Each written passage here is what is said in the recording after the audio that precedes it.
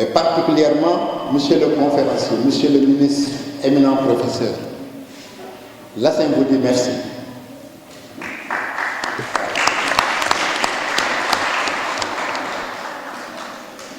Vous avez accepté gracieusement et sans aucune condition de vous déplacer jusqu'à Dagana pour animer cette conférence. C'est tout un honneur pour nous. C'est pourquoi on cessera de vous remercier, encore tous ceux qui vous accompagnent, parce que vous n'êtes pas venus seuls. Nous savons que vous avez beaucoup de contraintes de temps, beaucoup d'obligations. À la demande de l'ASSEM, vous avez bien voulu venir depuis ce matin nous accompagner. On vous remercie. Djeredjeuf et bienvenue à Dagana. Merci. Merci Mamadou.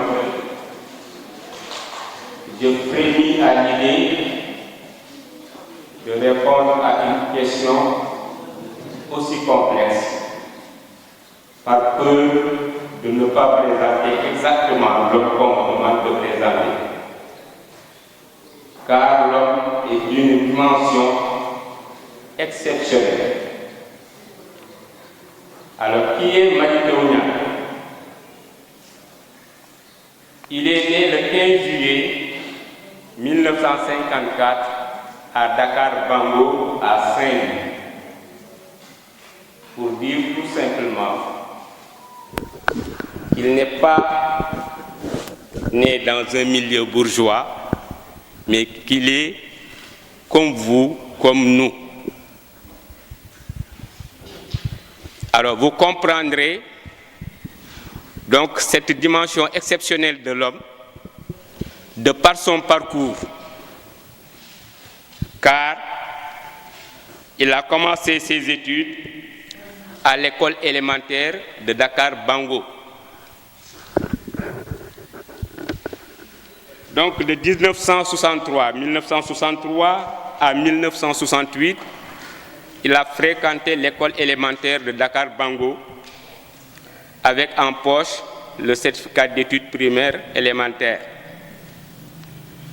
De 1968 à 1975, il a fréquenté le CEG Kazei, Collège d'enseignement général. Et à partir de là,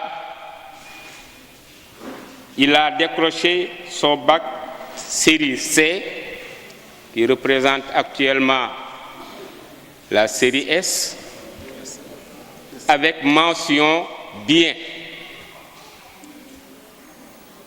Alors déjà au niveau des études préliminaires, nous nous rendons compte que nous avons en face de nous un brillant intellectuel promu à une carrière brillante.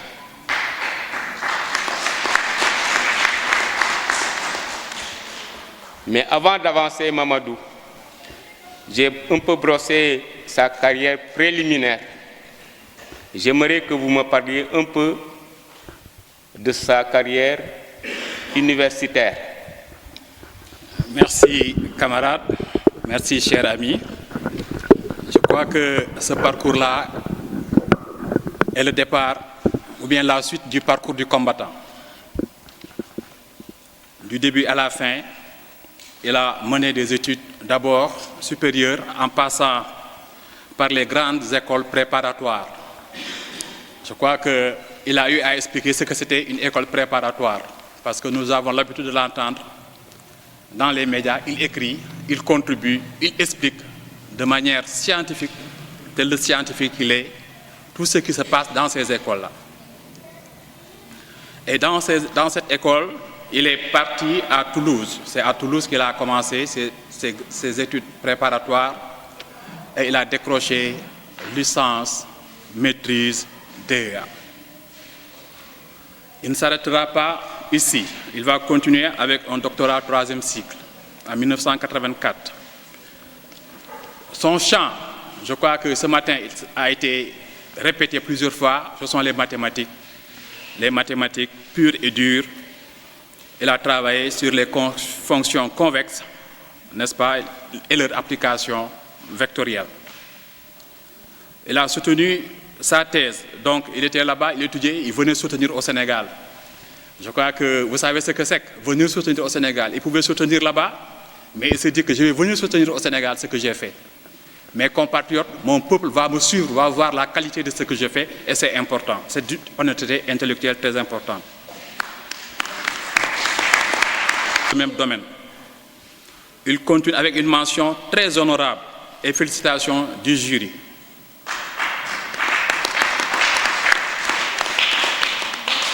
Il reste dans les mathématiques, il n'abandonne pas, il reste toujours dans les mathématiques pour faire sa thèse de doctorat d'État en mathématiques aussi en 90. Et là, non seulement il a la mention très honorable, accompagnée de félicitations écrites du jury.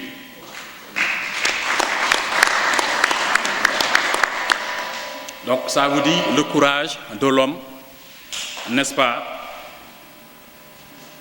Et ça va s'arrêter là un tout petit peu parce qu'il va continuer à être enseignant-chercheur, il va continuer à encadrer. Jack ce matin a dit qu'il était mon formateur à l'ENEA. Parce qu'il a commencé à l'ENEA, je pense que là l'université l'a vu et l'université lui a dit non, il faut venir à l'université, dans la faculté de sciences, n'est-ce pas? Il est parti à Polytechnique aussi, première année, deuxième année, troisième année, il faisait les cours magistraux et il faisait les TD encore. Vous voyez donc la passion qui anime l'homme. En général, il pouvait demander aux autres de faire les TD, mais il faisait les cours et les TD. Donc c'est pour dire qu'il est passionné, il est intéressé. Et il a continué encore. Enseignant-chercheur, il a continué à encadrer les étudiants de DEA, les étudiants de thèse. Il a continué à écrire, à publier, à participer au congrès, etc., etc. Donc voilà cet homme-là, et je pense que jusqu'à présent, il écrit. Jusqu'à présent, il écrit.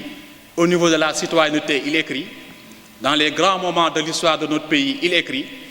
Et c'est un expert. J'ai vu que dans l'encadrement, il y a beaucoup de thèmes autour de l'eau et de l'assainissement. Il écrit, il produit, il encadre au niveau national et au niveau international. Monsieur le professeur continue à participer, à formater, à développer cet homme-là, cet homme sénégalais, cet homme africain. Il ne s'est pas recroquevillé seulement sur Saint-Louis, ni sur le Sénégal, mais en Afrique et même aux États-Unis, il est sollicité pour ses lumières, pour apporter sa contribution avec son regard pertinent, n'est-ce pas, dans la gestion des affaires de la cité, dans la gestion des mathématiques, dans la vulgarisation des mathématiques aussi, il faut le dire, pour rendre la chose beaucoup plus simple, beaucoup plus intéressante. Donc au niveau universitaire, voilà quelques moments seulement sur la dimension de l'homme. Ce matin, on a beaucoup parlé d'international et je crois que lui aussi, il est très international. Terminer sans évoquer quelques responsabilités qu'il a eu à gérer.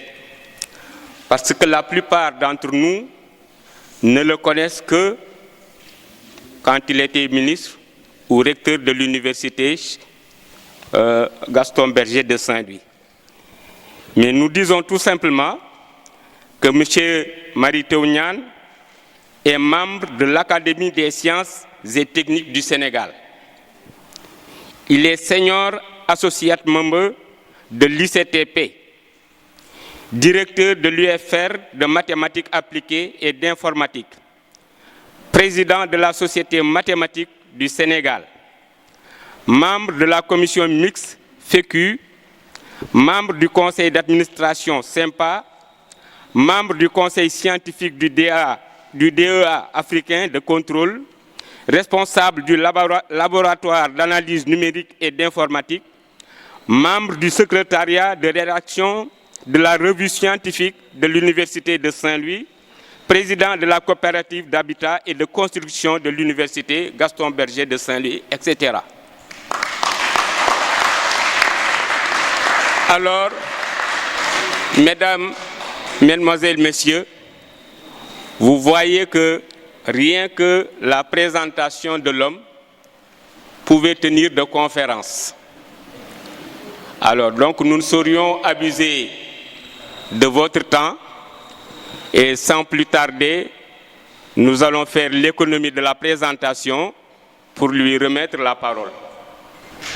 Il y a aussi les décorations, chers amis, les décorations, les palmes académiques, les titres de docteur honoris causa, etc.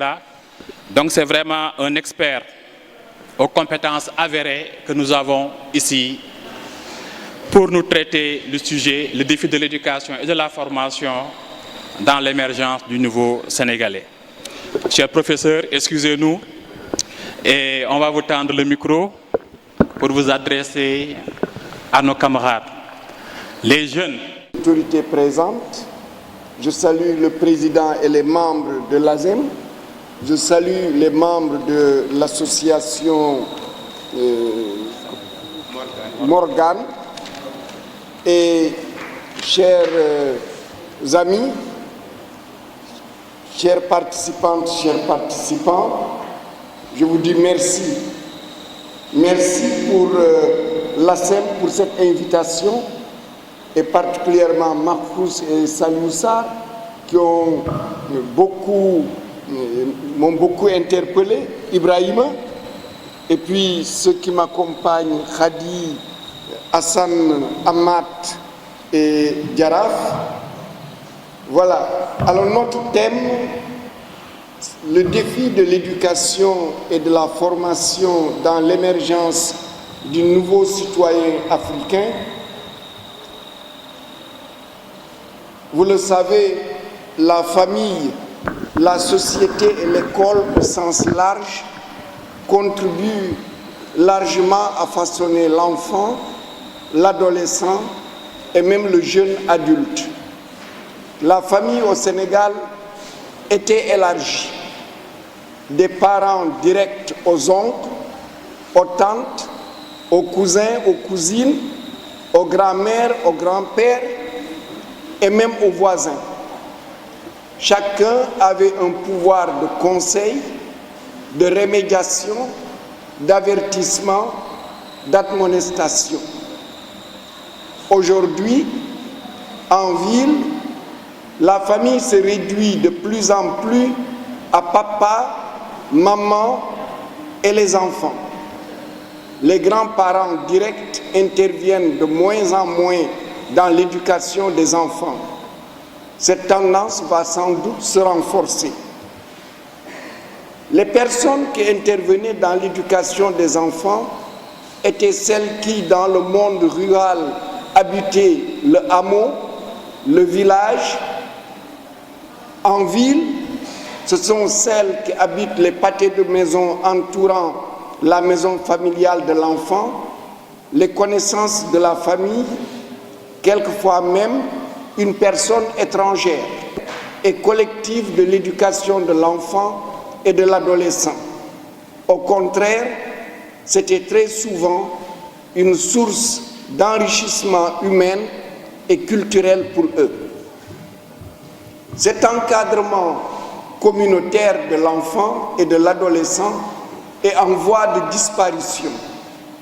L'enfant et l'adolescent, d'ailleurs de plus en plus, ne reconnaissent plus d'autorité que celle de leurs parents directs.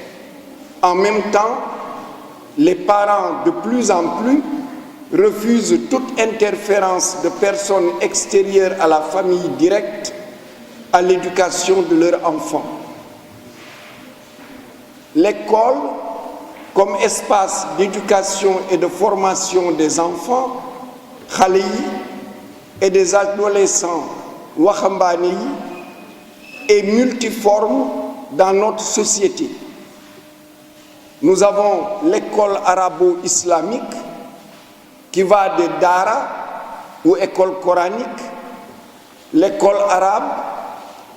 Aujourd'hui, nous avons les instituts arabes, les collèges et les lycées franco-arabes ou totalement arabes. Puisque vous le savez, depuis 2013, nous avons désormais le baccalauréat arabo-islamique. L'atelier de l'artisan est aussi un espace d'éducation et de formation, que ce soit la menuiserie, l'ébénisterie, la menuiserie métallique, les garages, la peinture, la maçonnerie, la teinturerie, etc. Il y a aussi la formation au métier au sein de la famille. Les familles, c'est l'agriculture, les enfants qui accompagnent leurs parents, l'élevage, le petit peul que je suis qui suivait le troupeau, le pastoralisme, la pêche, le tissage, la broderie, la bijouterie, la cordonnerie. Évidemment, certains de ces métiers sont associés à des castes dans notre société.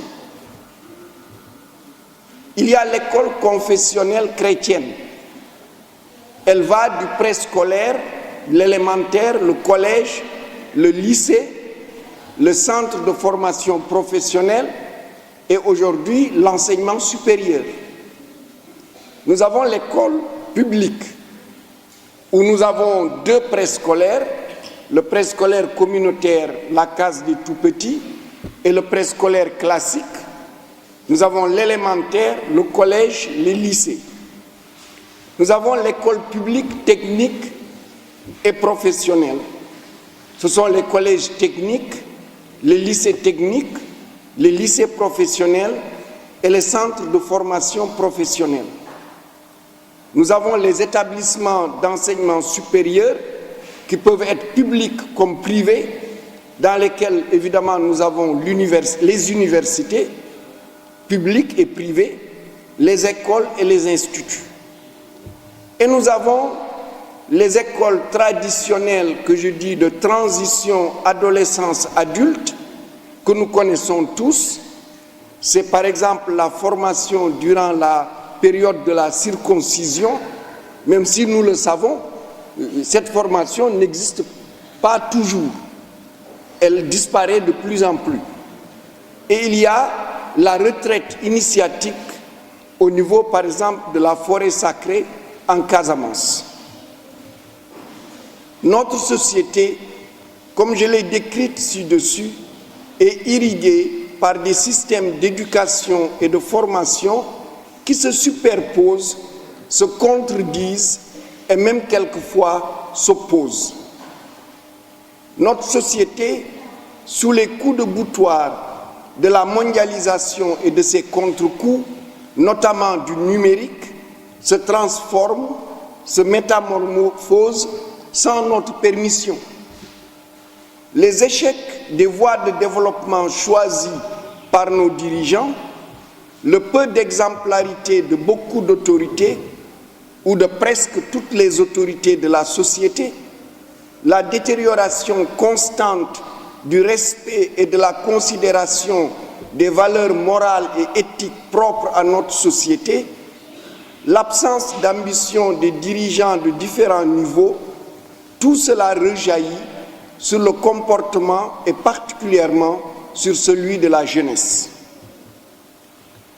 Partout dans le monde, les pouvoirs publics ont compris que la maîtrise de l'école est le facteur essentiel pour construire le citoyen porteur de valeurs qu'ils jugent essentielles, capable de bâtir ce qu'ils considèrent comme le bien-être des populations. Vous remarquerez que j'éviterai le plus souvent le mot développement, de tisser les solidarités consolidantes et de sauvegarder la nation. L'école, par la mise en œuvre des programmes qu'elle délivre, les inégalités sociales, territoriales et corporelles qu'elle peut effacer ou approfondir, les vocations qu'elle suscite, les ambitions qu'elle libère, est un outil incomparable de formation des consciences, de transformation des mentalités et de mobilisation des esprits pour l'atteinte d'objectifs honorables ou bien, évidemment, pour des œuvres maléfiques. Nelson Mandela ne disait-il pas, je cite, « l'éducation est l'arme la plus puissante que l'on puisse utiliser pour transformer le monde. Fin de citation. Alors, j'aborderai le thème, après cette introduction, avec les parties suivantes. Deuxième partie, quel nouveau citoyen sénégalais voulons-nous, ou même africain voulons-nous? Les fondements d'une éducation africaine ou sénégalaise transformatrice. 4. Le défi de la science, de la technologie et du numérique. 5. Le défi de l'innovation et de l'entrepreneuriat. 6. Le défi de la construction de l'état de droit. 7. La finalité de l'éducation africaine au XXIe siècle. Et 8. Je conclurai. J'en arrive à la deuxième partie. Quel nouveau citoyen africain ou sénégalais voulons-nous? Il peut paraître prétentieux de vouloir définir le nouveau citoyen sénégalais que nous voulons. Seul le président Léopold Sédar Senghor, dans la première décennie de l'indépendance, avait tenté de définir l'homme sénégalais qu'il voulait construire. Il l'appelait l'Homo sénégalensis. Cette tentative, il faut l'avouer, de théorisation et de construction d'un nouveau citoyen enraciné dans ses valeurs de culture et ouvert à la civilisation de l'universel, pour citer des concepts de Senghor, fit long feu. La crise universitaire et le mouvement des travailleurs en mai 1968, le rouleau compresseur des plans d'ajustement structurel de la Banque mondiale et du FMI contre l'éducation, le social et le culturel mirent fin à cette velléité intellectuelle qui, à aucun moment, n'avait obtenu le soutien décisif de l'élite intellectuelle. Les populations, dans leur écrasante majorité, ne se sentaient pas concernées. Les mesures, par exemple, qui en découlaient, je citais juste un exemple parce qu'il est familier aux femmes, de réduction des dépenses et du nombre de personnes présentes dans les cérémonies familiales, mariages, baptêmes, funérailles, furent vite oubliées. Et même les dérives des dépenses d'apparat dans les cérémonies familiales s'amplifièrent. De même qu'apparut la marchandisation du soutien, qui était un acte de solidarité volontaire, non obligatoire, qui de nos jours crée un stress à toutes les femmes. Elles doivent rembourser au donateur, à sa prochaine cérémonie, au moins le montant qu'elles avaient reçu pour les baptêmes, les mariages, etc. Aucun des présidents de la République qui suivirent ne développèrent une ambition de bâtir un nouveau citoyen sénégalais. L'arrivée du président Abdoulaye Wade au pouvoir en 2000, puis le choc du naufrage du bateau le Joola, avait créé un espoir et une attente générale des populations pour des prises de décision, même répressives, allant dans le sens de l'instauration d'un nouveau comportement citoyen. Pendant un temps, les populations instaurèrent la police dans les transports en commun, refusant les surcharges de passagers, les excès de vitesse et les violations du code de la route. Cette ferveur populaire, citoyenne, s'estompa rapidement face à l'absence manifeste de volonté politique pour accompagner les populations. Les autorités politiques multiplièrent les actes d'antivaleur, d'arrogance et de violation flagrante de la loi, notamment électorale, en toute impunité. Notre pays est gangréné par des attitudes, des comportements et des actes qui n'honorent pas la citoyenne et le citoyen sénégalais.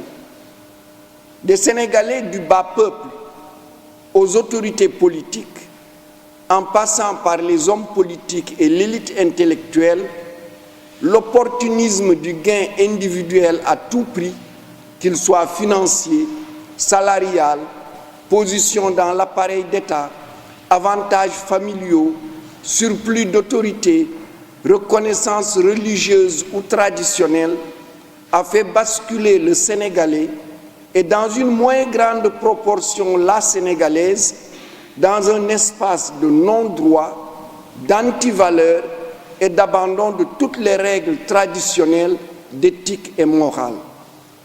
Dès lors que les chefs donnent le mauvais exemple, le gorgorlou est condamné tragiquement à suivre. Évidemment, cette situation ne peut pas perdurer, à moins de la laisser conduire le pays à son effondrement par la violence, en réponse à la violence des nantis de biens illicites ou de leurs prête-noms. Il nous faut donc prendre le risque de définir les principales caractéristiques du nouveau citoyen sénégalais, africain que nous voulons. Évidemment, il ne s'agit pas d'aligner des qualificatifs qu'il serait long à énumérer. Il faut juste définir un cadre suffisamment consensuel, suffisamment adaptable aux situations, aux territoires et aux pays, suffisamment volontariste pour permettre aux nouveaux citoyens africains, avec les valeurs africaines, sa culture africaine, imbu de connaissances notamment scientifiques et techniques, d'être fier de réaliser son projet de développement professionnel et personnel dans son pays, de s'engager dans la bataille collective de bâtir en toute souveraineté le bien-être de la population de son pays, dans un état de droit, et de contribuer avec honneur et fierté à la conquête de la dignité et du leadership de son pays et de l'Afrique dans le concert des nations.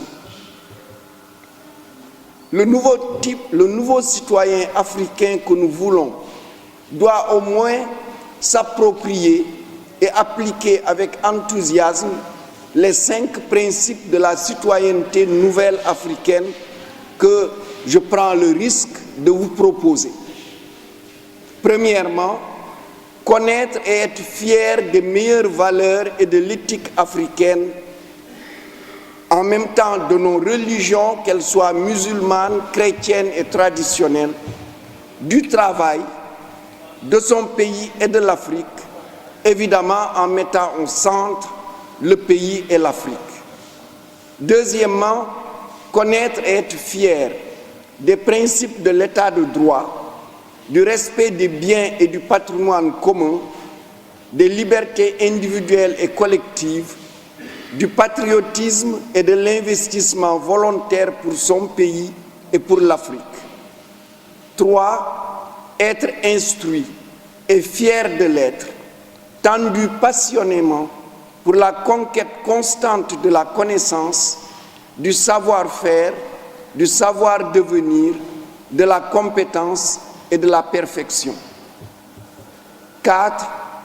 Être créatif, entreprenant et fier de l'être, innovateur et créateur d'entreprises, s'emparer de la connaissance, de la science et de la technologie pour les mettre au service de la souveraineté de l'Afrique et du bien-être des populations africaines. 5. Avoir la culture du travail en équipe et en être fier, fier de l'action solidaire, du succès collectif, des résultats collégiaux, d'inscrire sa réussite personnelle dans le projet de réussite collective de son pays et de l'Afrique. L'acquisition de ces 5 principes, leur appropriation et leur intégration dans la vie quotidienne des populations ne saurait être une affaire de génération spontanée, encore moins de mutation génétique ou mentale. Ce changement sera le produit de la conjonction d'un système éducatif réformé dans ses fondements, avec une nouvelle gouvernance, un nouveau comportement et un leadership positivement transformateur des enseignants, des administrations des établissements, des autorités étatiques et des leaders politiques. J'en arrive à la troisième partie, les fondements d'une éducation africaine transformatrice. Notre système éducatif, du préscolaire au supérieur, n'est ni l'émanation de nos traditions, de nos cultures, de nos religions. Il n'est pas particulièrement promoteur des valeurs humaines et morales qui sont les fondements des relations humaines, de l'interaction entre les groupes de population qui composent notre pays. Nous avons l'école, de manière générale, est un îlot éducatif importé, imposé au cœur de nos sociétés. Nous avons au Sénégal, depuis la colonisation, malgré de multiples réformes, une école coloniale française au Sénégal. Ces réformes n'ont jamais osé toucher au fondement de cette école, diffuseuse d'une culture qui n'est pas nôtre, particulièrement destructrice de nos meilleures valeurs et incapable de promouvoir la science et la technologie. Je rappelle que l'année dernière, nous n'avions que 18% de candidats au baccalauréat dans les filières scientifiques.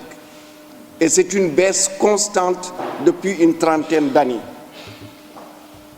Cette école n'est pas capable, avec la famille et la société, de façonner le nouveau type de citoyen africain que nous voulons. Pour bâtir ce nouveau type de citoyen africain, une réforme en profondeur de notre système éducatif est nécessaire. Il faudra sans aucun doute revisiter le principe de la laïcité tel qu'il est gravé dans notre Constitution, peut-être même le supprimer. Alors, quand je le dis, c'est un gros tabou, c'est une grosse chose que je touche, et vous comprendrez ce que je vais expliquer tout à l'heure. En effet, à l'article 1er de la Constitution sénégalaise, il est écrit, je cite, « La République du Sénégal est laïque, démocratique et sociale ». Fin de citation.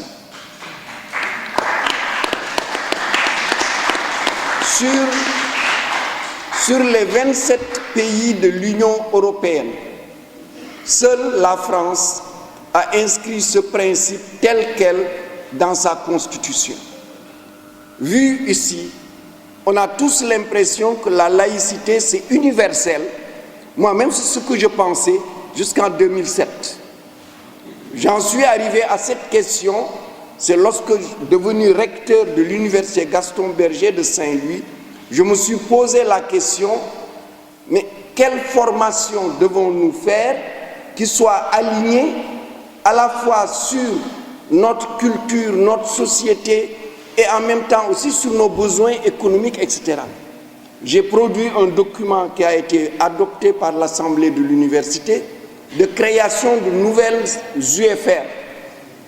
C'est l'UFR des sciences de l'éducation, de la formation et du sport, l'UFR des sciences agronomiques, aquaculture et technologie agroalimentaire, l'UFR des sciences de la santé et l'UFR civilisation, religion, art et communication.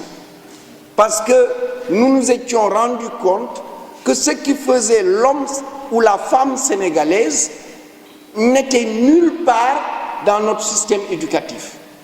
Les langues nationales, vous l'avez vu ce matin, on s'est exprimé à peut-être 60% ou 70% en langue nationale, ne sont pas sujets d'études comme langue qui diffuse la connaissance et support de production de connaissances. La religion, au Sénégal, nous avons 95% de musulmans, 5% de chrétiens et pour paraphraser Senghor, 100% d'animistes, alors, je pense que, voilà. Voilà, la religion n'était ni sujet d'étude, ni sujet de recherche à l'université. Et j'ai dit non, ça c'est pas possible. Et l'Assemblée de l'université m'a suivi et nous avons créé cette UFR CRAC où il y a un département métier des arts et de la culture, un département centre d'études et de recherche sur les religions et un département langue et culture africaine où on enseigne les langues sénégalaises de la licence au doctorat. Donc c'était à ce moment-là que j'ai commencé à me poser la question. Et donc, on se rend compte en réalité que ce principe constitutionnel de laïcité est une exception française. Aucun des 27 pays de l'Union européenne ne l'a inscrit tel quel, même s'il y a dans beaucoup de ces pays le principe de séparation de l'État avec la religion. En France même, parce qu'il faut aller au fond, quand vous allez à les régions de Moselle et de la Lorraine, on enseigne la religion dans les écoles, évidemment aux enfants des parents qui acceptent, qui le souhaitent, mais c'est enseigné. À l'université de Strasbourg, on a une faculté de théologie. À l'université de Metz, il y a des instituts. Ah oui, c'est un décret du président de la République française. Et les prêtres et autres sont payés aussi par l'État français dans ces régions-là, dans ces deux régions. Oui, mais c'est ça, c'est cette réalité qu'il est important de ce côté de la mer Méditerranée et de l'océan Atlantique qu'on le comprenne bien. Et donc, cela étant, dans ces deux régions de France, comme je l'ai dit, alors en France, depuis quelques années, évidemment, le principe de laïcité pose problème. Avant-hier, j'écoutais une des télés, parce que nous sommes au niveau des fêtes de Noël, et il y a la question des crèches. Pour certains, les crèches relèvent de la culture française, pour d'autres, les crèches relèvent de la religion chrétienne. Et il y a un débat autour de cela. Mais c'est pour dire simplement que la France, alors que dans d'autres pays, en Allemagne, en Belgique, etc., la religion est enseignée. Nous voyons toute l'absurdité de la posture sénégalaise qui refuse l'enseignement des religions à l'école publique dans un pays, je l'ai dit, 95% musulmans, 5% chrétiens et 100% sous influence de nos religions ancestrales. Notre école est une pâle copie d'une école étrangère qui fabrique des clones ratés, sans ancrage culturel, ballottés par des influences multiformes. Dites-moi quelle école a votre pays, je vous dirai quel futur il aura. Pour changer le cours des choses, il nous faut courageusement remettre notre école à l'endroit. Notre culture, nos meilleures valeurs de culture et de civilisation doivent être au cœur de notre projet d'éducation et de formation. Je cite 7 principes de base d'une éducation africaine transformatrice. Le premier principe, la langue maternelle des enfants. L'enfant, quand il arrive à l'école, il doit apprendre dans sa langue maternelle. Ça, c'est fondamental et il n'y a aucun pays qui s'est développé avec une autre langue. Comme langue vivante, porteuse de connaissances et support de production de connaissances. 2. L'enseignement des religions et des valeurs positives qu'elles véhiculent. 3. L'enseignement des arts, de la culture, de la civilisation du pays et de l'Afrique et des meilleures valeurs qu'ils portent. 4. L'enseignement du français comme langue officielle et comme langue aussi de transmission de la science et de la technologie. L'enseignement de l'anglais, puisque l'anglais c'est aujourd'hui la langue d'ouverture internationale, et même en France, moi je vais dans des colloques en France, je participe à des jurys internationaux en France, et nous nous exprimons en anglais. Je prends l'exemple du jury international de l'Agence nationale de recherche française, dont je suis membre depuis 3 ans. Toutes nos réunions se tiennent en anglais. Et c'est une donnée que nos pays ne peuvent pas mettre de côté. Si nous voulons l'ouverture dans le monde, il faut aussi que nous utilisions l'anglais. Et l'arabe, parce que l'arabe, c'est aussi, d'abord, l'arabe est enseigné avant le français ici depuis le XIe siècle. Et deuxièmement, c'est la géopolitique sénégalaise qui le demande. La Mauritanie a fait, à mon avis, une erreur en se réclamant pays arabe. Donc, il a laissé au Sénégal le rôle de pays de transition entre le monde arabe et l'Afrique noire. Et je pense que c'est une opportunité à la fois géopolitique et diplomatique que le Sénégal doit saisir. C'est vrai qu'il y a des classes de 6e où on enseigne l'arabe, mais je pense qu'il faut aller un peu plus loin dans ce sens-là pour qu'on tire profit de cette position géographique et géopolitique que nous a laissé la Mauritanie. 5. L'enseignement de la science, de la technologie et du numérique dans une méthode créative. Ça aussi, c'est essentiel. L'échec de notre école, le plus patent, c'est l'échec dans le domaine des sciences et des technologies. Et ça, on ne peut pas continuer, il faut qu'on inverse cela. Et inverser cela, c'est mettre la science et la technologie aussi au cœur du projet éducatif, particulièrement du préscolaire et élémentaire, sans parler du collège. 6. La promotion de la créativité, de l'innovation, de l'esprit entrepreneurial et du service à la communauté. Nous avons souvent un enseignement scolastique où on apprend aux enfants à réciter, ce qui est dommage, et la créativité, l'innovation, le service à la communauté ne sont pas mis en avant au niveau de notre système. Et je pense qu'il faut y revenir. Heureusement qu'on a eu des maîtres comme Pape Meïs Anne et le système dans lequel il fait ses formations, où on voit bien apparaître ces concepts-là. 7.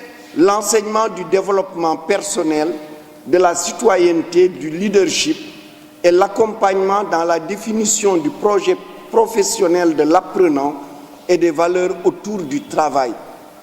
Ça aussi, c'est une donnée importante. Le travail chez nous se déprécie de jour en jour. On pense qu'il faut passer par la petite porte pour gagner beaucoup d'argent sans avoir à suer ou à faire de l'effort. Cette nouvelle éducation africaine transformatrice doit être portée par ce que j'appelle une pédagogie active, contrairement à la pédagogie passive qui a cours depuis des décennies.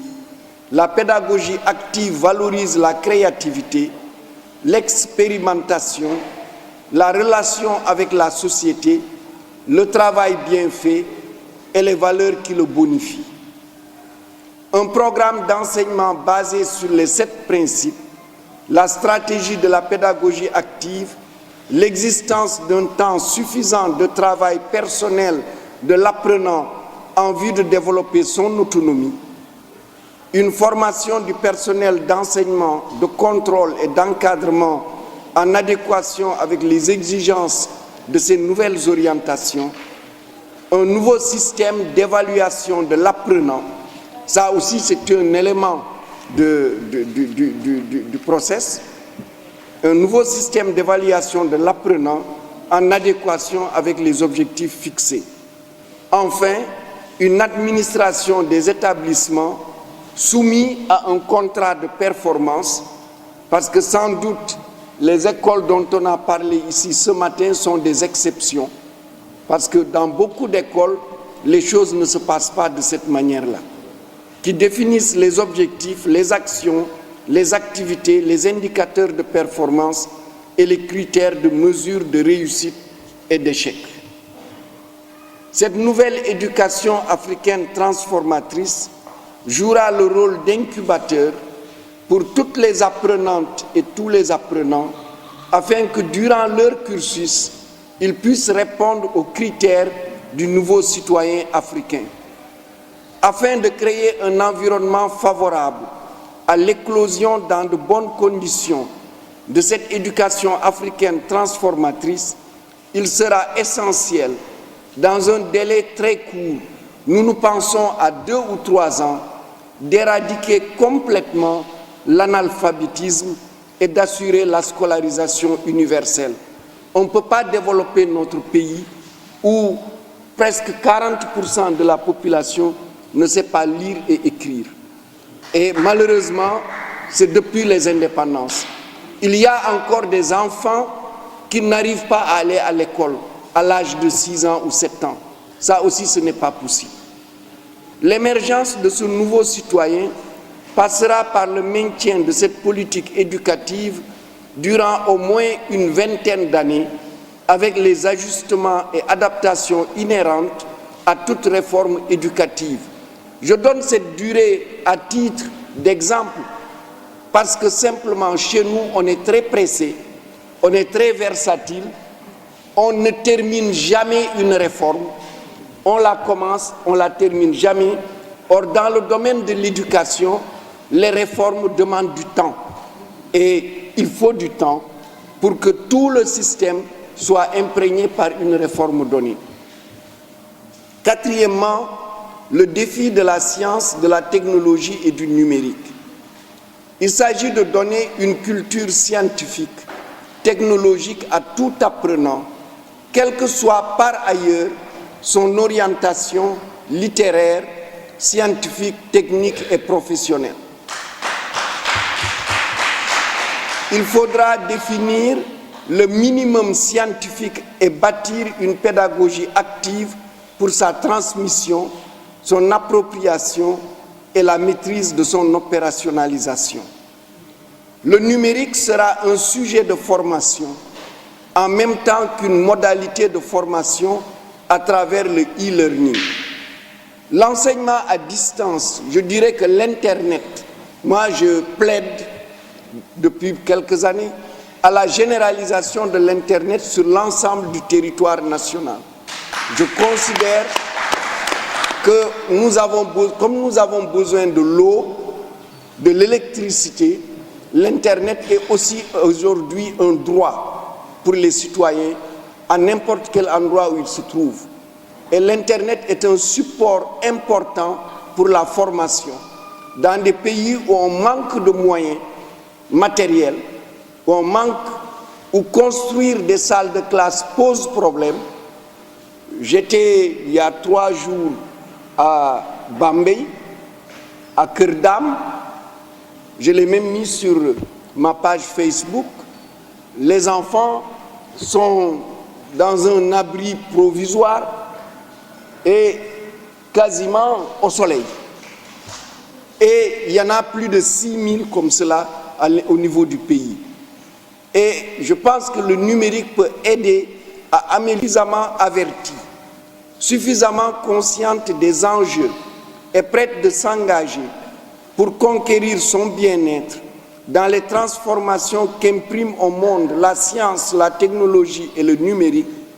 Il va être important que le citoyen ait un minimum de connaissances et d'expertise dans ces domaines stratégiques pour nos pays et notre continent, dont la population particulièrement jeune est happée par leur volet ludique ou moralement répréhensible. Nous voyons au Sénégal, depuis maintenant quelques années, les effets des réseaux sociaux. Pourtant, ce sont des moyens de formation, des moyens d'éducation, mais malheureusement, ce n'est pas utilisé sous cet aspect-là. Cette éducation numérique citoyenne contribuera au bon usage des réseaux sociaux et à leur appropriation au bénéfice de nos populations et de la marche de nos pays vers la souveraineté numérique et le bien-être de leur population. 5. Le défi de l'innovation et de l'entrepreneuriat. L'innovation est au cœur du dynamisme économique, social et culturel des pays.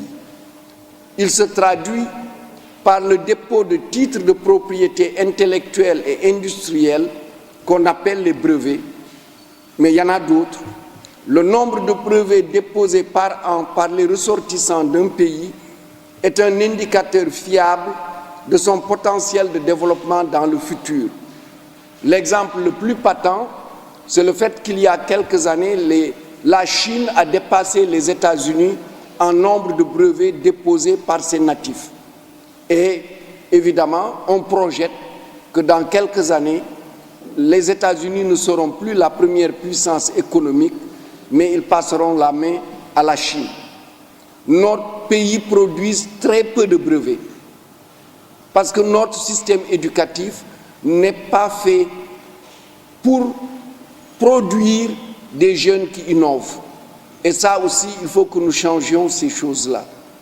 Et d'autre part aussi, il y a un accaparement des brevets par les grandes puissances et les multinationales.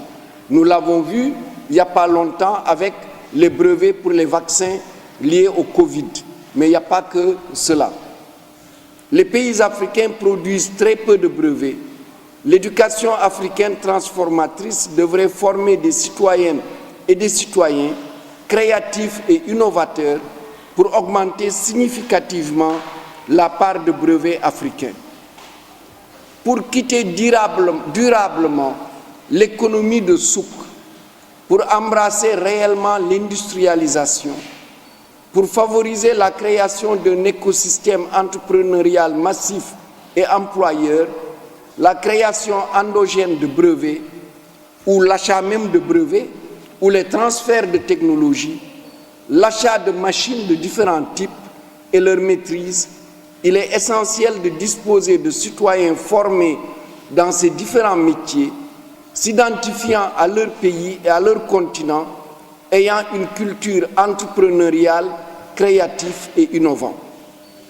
La création massive d'entreprises incorporant des innovations scientifiques et technologiques est un facteur de durabilité et de progrès du pays vers le développement industriel. C'est ce type de développement, adossé au secteur primaire, aux ressources naturelles et extractives, qui pourra éradiquer le chômage, notamment celui des jeunes. Sixièmement, le défi de la construction de l'état de droit.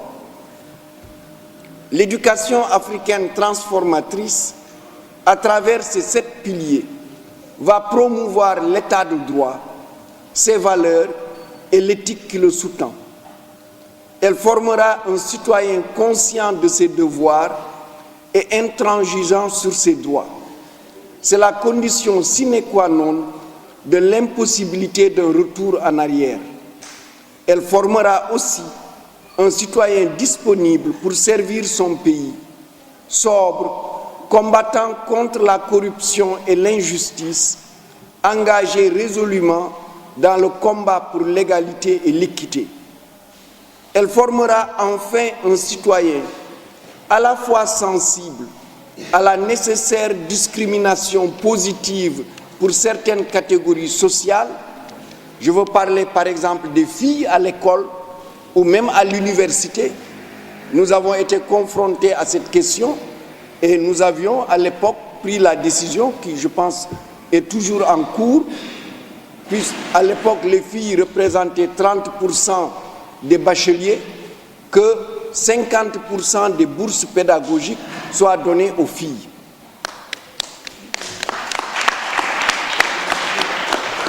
Aux femmes aussi, c'est la même chose. Nous avions, en tant que ministre aussi de l'enseignement supérieur, vu que nous avions peu de femmes de rang magistral au niveau de l'université. Or, c'est dans le grade de rang magistral que l'on nomme les recteurs, les directeurs d'instituts, etc.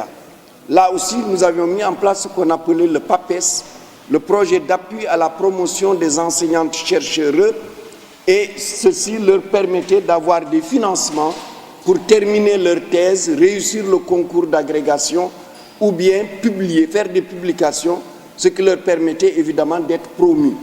Et ceci a fini par avoir des résultats, puisque nous avons eu la première femme recteur à l'université de Thiès.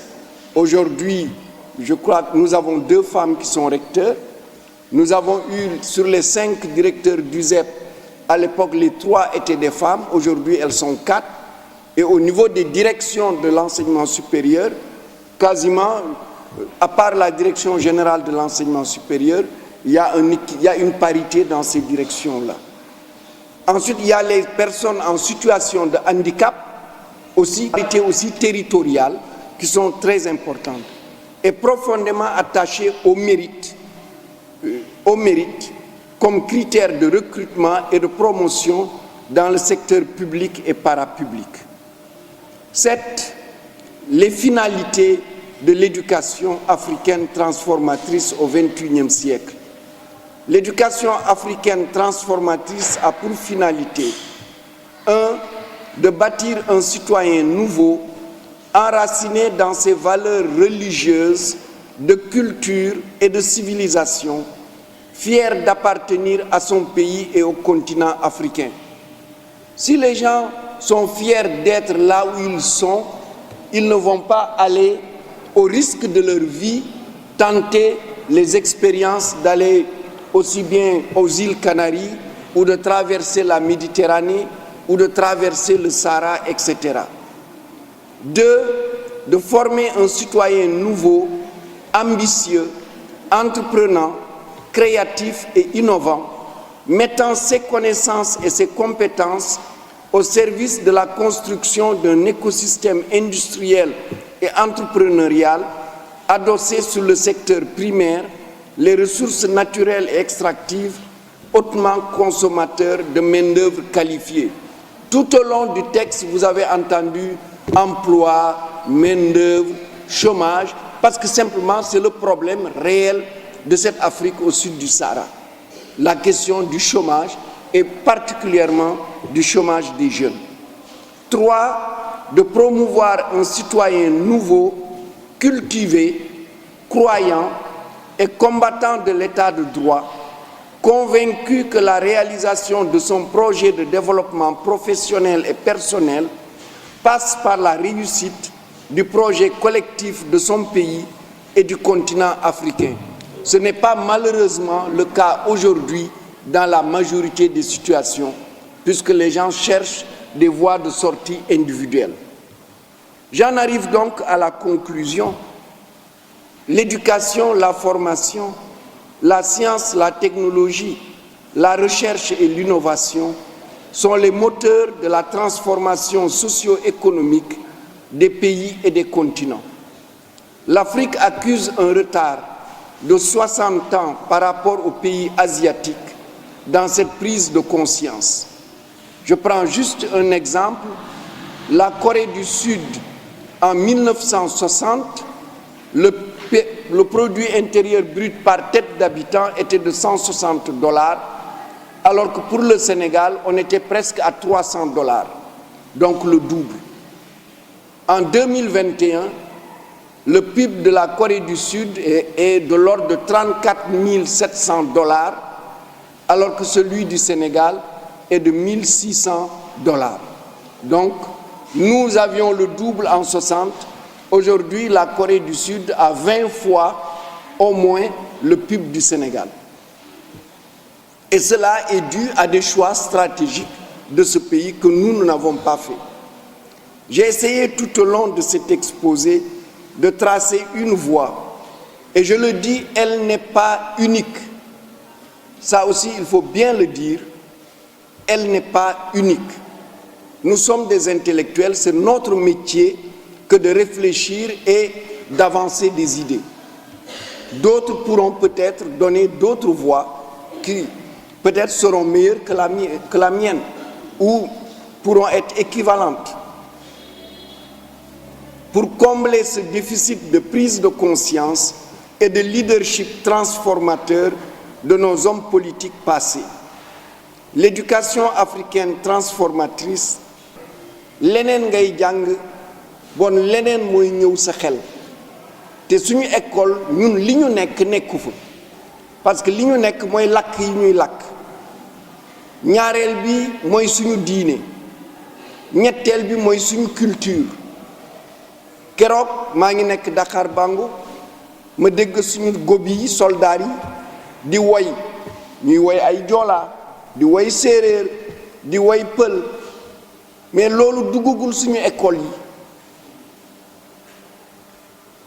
suñu culture duggagul suñu école yi duggagul suñu université yi bon dafa am solo trop école bi nga xam ni moom mooy soppi doomu sénégalais ba nga xam ne suñu ngor nga xam ni suñu fulla ak suñu fayda nga xam ni day tax xale bi xam ni dafa war a tekki que école boobu dafa war a lalu ci loo xam ni ñun la loolu nag nekkagul ci suñu école yi te war nañu ko ci dugal ngir xale bi gëm boppam ndax su fekkee li ñu lay jàngal yépp ci bitim réew la jóge ah da ngay wax ni li ngay jàng amul maanaa pour mu am maanaa na nga jàng ak sa làkk tàmbalee ko après nga jël yeneen làkk yi man maa ngi xalaat toujours soo ñëwee préscolaire CI CP nga tàmbalee sa làkk bi nga nàmp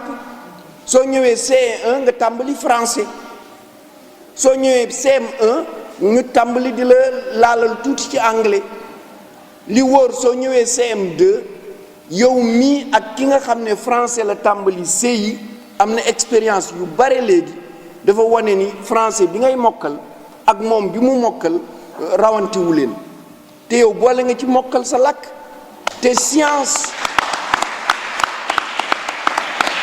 te problème mu njàng mathématique bi problème mu njàng mathématique bi bare na ci loo xam ni ci làkk bi la jóge parce que bala ngay jàng mathématique ci français na fekk xam nga kaddu yi ñuy wax ci français soo ñëwee nga tàmbali jàng wolof ñu tàmbali di la jàngali yokk wàññi xaaj ak ful loolu mun naa wax tàmbali nga ko jëfandikoo ci kër ga da lay yokk rek wante su dee ci tubaab nga koy jàngee da ngay tàmbali déjà jàng mooy lan kaddu bu ñu la wax war nga xam mooy lan bon loolu laa wax ñu suñu buggee soppi xale yi ni ñu nekkee tey te ñu ngi ñuy tàmbali di rëcc ndax aada yi ñuy gis te aada yooyu day gën a sakkan ndax internet baa ngi fi réseaux sociaux yaa ngi fi télévision yaa ngi fi yépp a ngi fi nañu leen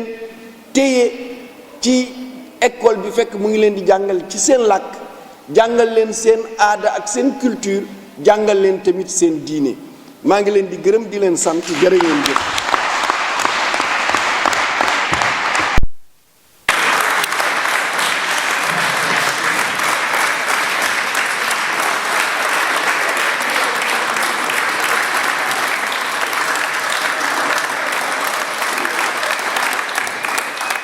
li ko gën a diisal li ko gën a jafeel mooy école ñëw dooleeku si waaye école bi fi ñëwoon dafa doonoon école ba nga xam ne daf mu doon jàngal ñuy nekkee tubaab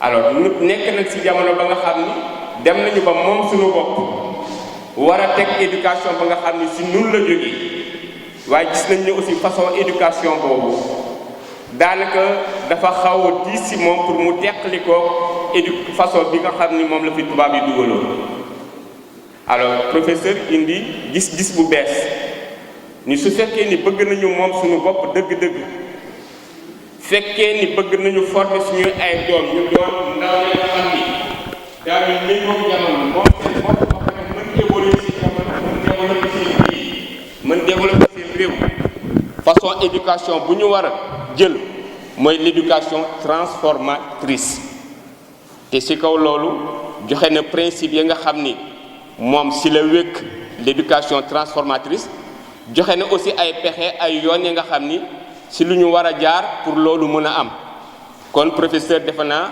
def na le tour de la question léegi li si des mooy ñu delloo kàddu gi au public pour ñi nga xam ne bëgg nañu intervenir ñu intervenir